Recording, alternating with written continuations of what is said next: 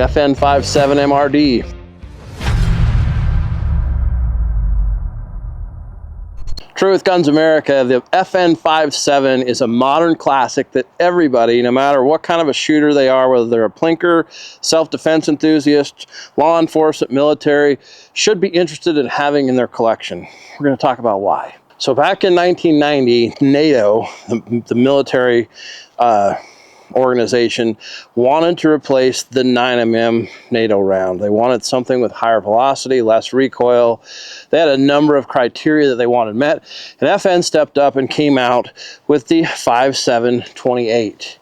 Originally, they chambered it in the FN P90, and it was adopted by military, special forces, law enforcement. It's used in the fight against terror. And a few short years later, in 1998, FN came out with the FN57 pistol to go along with the P90. Used the same exact round, used a double stack magazine that was very much similar to an AR-15 mag in that it loads similarly, holds 20 rounds, so a lot of capacity for a small magazine. It was actually really a lot of ammo for its day. Let's talk about the cartridge for just a second. So this 5.7 cartridge, which is right here, this is the FN57 by 28, does not have a parent cartridge. FN came up with this on their own. Just for comparison purposes, this is a 9mm, this is a 22 mag, this is 17, and this is of course a 5.56, that's an M193. As you can see, it is the same diameter bullet. It is a .224 caliber bullet, so it's substantially less in size to a 9mm, but it is got a lot more powder capacity than, say, something like a 22 Magnum. So we chronographed this and checked it out, and we were averaging 1,700 feet per second out of a handgun, which is screaming for a 40 grain bullet. Now, if you were to use a lighter grain bullet even than 40, obviously your velocities are going to go up. But that's the story there with the history of the round. Since then, it's been adopted by lots of law enforcement agencies. It's been used in terror situations. It's been used in hostile rescue situations. There's some actual real advantages to a small, light, fast bullet like this in home defense situations because it's less likely to over-penetrate. It goes really fast, but it's less likely to go through lots and lots of sheetrock or heavy barricades. It's more likely to stop. Also less ricochet issues even than 9mm, for example. So having been adopted by the U.S. Secret Service kind of really put the FN57 pistol on everyone's radar, and collectors, shooters, hunters, all kinds of people really started jumping on board with the FN or with the 5.7 round. It's really, really flat shooting. It's really, really inherently accurate. It's easy to shoot because it's low recoil. It's such a small bullet that there just isn't much recoil happening. So we're going to run through some of the features on the newest version of the FN57 MRD, which is what I'm holding here in my hand. So it's available in both black and flat dark earth. And this newer version, I'm going to just pop the mag just for safety reasons here. This newer version comes optic ready, and it's one of the better optic ready setups that there is, meaning you can mount most red dots to this handgun, which is actually awesome. So whether you want to do a Leupold Delta Point Pro, which is what a lot of special forces are running right now, or whether you want to run a Trijicon RMR sort of footprint, which is what most of our law enforcement's running, it'll fit. So a lot of the stuff from Holosun, pretty much anybody making good quality red dot these days will fit on this 5.7 with the adapter plates. This actually has a tall enough front sight to run suppressor if you wanted to. You have to swap the barrel out for something threaded. It's an adjustable rear. It's adjustable for both windage and elevation. And the other cool thing about this is while these are not tritium sights, they do glow. So if you did have some need for having your sights, being able to see them in the dark, you could pre-charge them with a flashlight or a light, and they would, you would be able to see them. Now that's questionable if a bad guy woke you up at 4 in the morning, how helpful that would be. But at that point, maybe you would have put a light on your 1913 Picatinny rail on the bottom, so it'll handle any sort of light or laser, and you wouldn't need that feature anyway. A couple other things here. It's got great grip texture.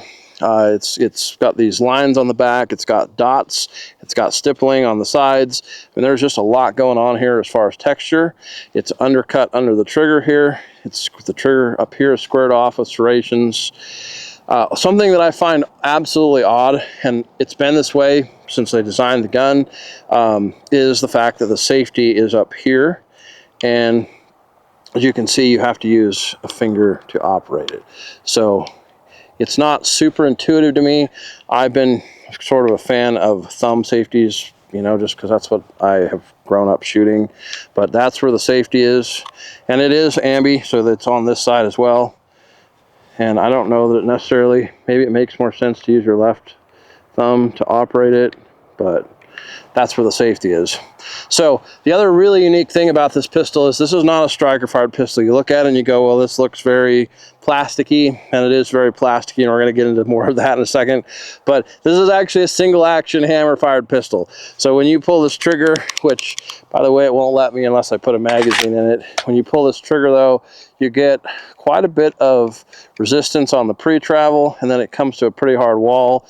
There's some creep, and then there's a really crisp break, and that is actually the hammer inside. So this is single action only, and this is the actual mechanism here is it's a delayed blowback. So it's not just a straight recoil operated blowback, it is a delayed blowback because of how high velocity this stuff can handle.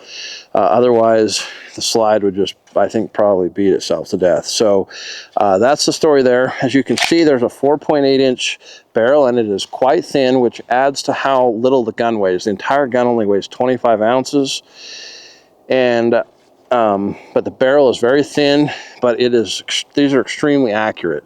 So it's 4.8 inch barrel. The slide is steel, but it's completely encased in plastic. So, sorry, did I say encased? Maybe covered would be the better word. So there's a metal slide in here, but this is all plastic over the top of it. So when you touch this, even after doing a whole bunch of shooting through this gun, the slide never got hot, and that has something to do with the polymer all over the top of it. So when you first touch this, you're kind of like, well, this seems cheap. There doesn't seem to be any metal on this anywhere, and you're not wrong. There's really no exposed metal on the whole gun. The only place you can even see metal when you look at it is right here over the ejection port and where you're in there looking at that barrel. But the slide is metal, and it's just got this polymer covering over the top of it. Now, I'm sure part of the reason is that these super light 40 grain bullets going fast need to have the slide lighter, and they don't want to have too much metal there, but they needed it to sort of fill out the gun. So I'm just speculating, I don't know, but that's what the gun's got going on. 20 round mags, comes with 3 of them, double stacks. They have witness marks, so you know how much ammo is in them. They're easy to load, especially compared to a traditional handgun.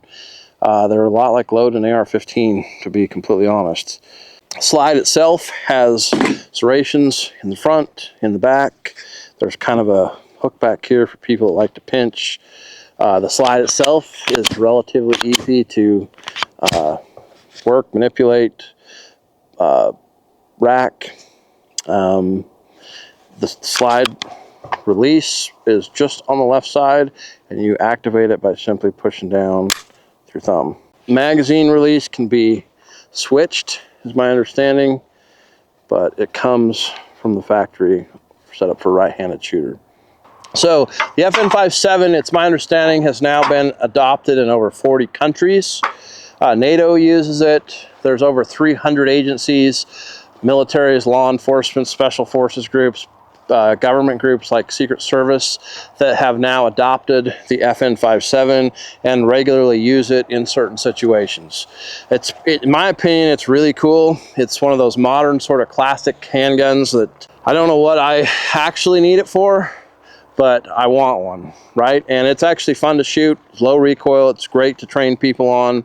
So I want to know from you guys, is this something that you'd ever purchase? Is this something that you'd ever buy? It's been completely reliable in my testing. It's been super accurate. Had no problem hitting targets way out there with it. I think it's unique. Tell us what you guys think in the comments. Please make sure you like, subscribe, and share, and we'll see you on the next video.